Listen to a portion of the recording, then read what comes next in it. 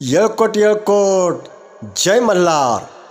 श्री मल्हारी भक्तांनो, रोजच्या आर्थिक संकटांनी प्रश्नांनी प्रत्येकजण परेशान असतो. कुणाकडे पैसा येतो, पण तो पैसा येऊनही खिशामध्ये टिकत नाही, तर कुणाकडे 10 रुपयेसुद्धा खिशामध्ये नसतात. खिसा रिकामाच असतो आणि मग यातून मन स्वास्थ्य हरपलं जातं. अडचणी समस्या या सुरू होतात आणि जीव रडकुंडीला येतो.